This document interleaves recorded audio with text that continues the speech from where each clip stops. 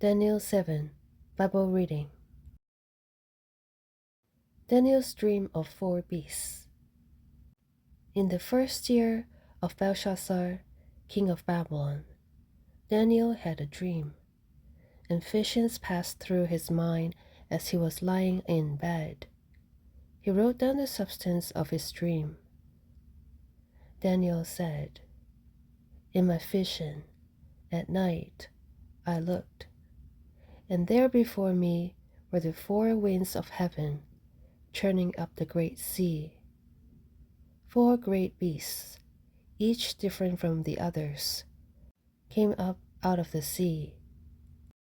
The first was like a lion, and it had the wings of an eagle.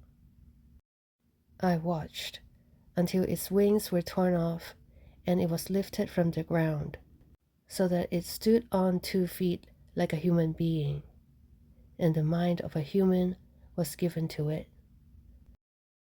And there before me was a second beast, which looked like a bear. It was raised up on one of its sides, and it had 3 ribs in its mouth between its teeth.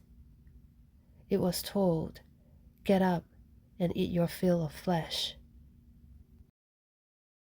After that, I looked, and there before me was another beast, one that looked like a leopard. And on its back, it had 4 wings like those of a bird. This beast had 4 heads, and it was given authority to rule. After that, in my vision at night, I looked, and there before me was a 4th beast, terrifying and frightening and very powerful. It had large iron teeth. It crushed and devoured its victims and trampled underfoot whatever was left. It was different from all the former beasts, and it had 10 horns. While I was thinking about the horns, there before me was another horn, a little one, which came up among them. And 3 of the first horns were uprooted before it. This horn had eyes like the eyes of a human being and a mouth that spoke boastfully. As I looked, thrones were set in place, and the Ancient of Days took his seat. His clothing was as white as snow, the hair of his head was white like wool. His throne was flaming with fire, and his wheels were all ablaze. A river of fire was flowing, coming out from before him. Thousands upon thousands attended him. 10,000 times 10,000 stood before him. The court was seated, and the books were opened. Then I continued to watch, because of the boastful words the horn was speaking. I kept looking until the beast was slain, and his body destroyed and thrown into the blazing fire. The other beasts had been stripped of their authority, but were allowed to live for a period of time. In my vision at night, I looked, and there before me was one like a son of man, coming with the clouds of heaven. He approached the Ancient of Days and was led into his presence. He was given authority, glory, and sovereign power. All nations and people of every language worshipped him.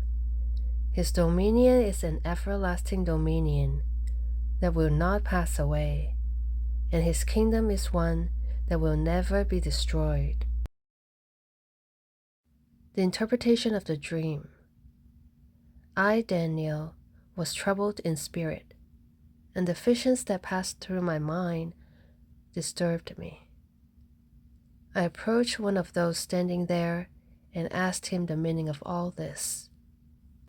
So he told me, and gave me the interpretation of these things. The 4 great beasts are 4 kings that will rise from the earth.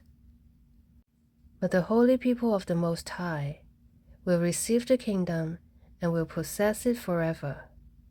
Yes, forever and ever.